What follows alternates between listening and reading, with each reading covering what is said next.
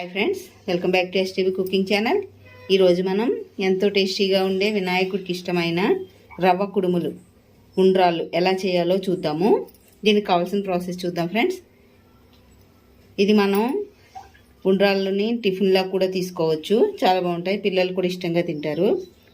దీనికి కావాల్సిన ప్రాసెస్ చూద్దాం ఫ్రెండ్స్. ఉండ్రాళ్ళకు పచ్చెనగపప్పు, కొంచెం జీలకర్ర,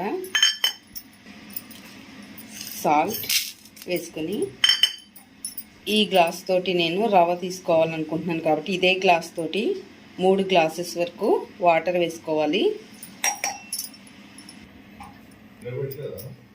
1కి 3 గ్లాసులు వాటరు. ఇలా 3 గ్లాసెస్ వాటర్ని యాడ్ చేసుకొని దీన్ని మనం ఇప్పుడు స్టవ్ మీద పెట్టుకుందాము. స్టవ్ వెలిగించుకొని ఈ వాటర్ని మరగనిద్దాము. ఇలా వాటర్ మసిలేటప్పుడే ఇందులోకి నేను 1 టేబుల్ స్పూను ఆయిల్ కూడా యాడ్ చేసుకున్నాను. ఇలా వాటర్ మంచిగా బాయిల్ అయిన తర్వాత మనం ఏ గ్లాస్తో అయితే వాటర్ తీసుకున్నామో అదే గ్లాస్ తోటి 1 గ్లాస్ వరకు రవ్వ వేసుకున్నాను. ఇది మంచిగా కలుపుకొని సిమ్లో పెట్టుకొని ఉడికించుకోవాలి.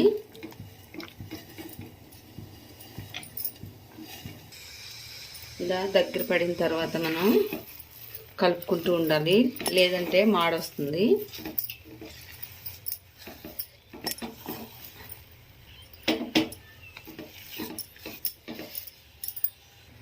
ఇలా దగ్గర పడిన తర్వాత మనం స్టవ్ ఆఫ్ చేసుకొని కొంచెం చల్లగా అయిన తర్వాత ఉండ్రాలను రెడీ చేసుకుందాము.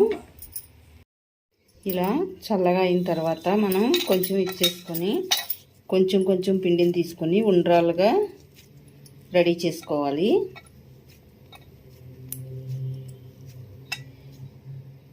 చూసారు కదా, ఇలానే మొత్తం ఉండ్రాలను మనం ప్రిపేర్ చేసుకోవాలి.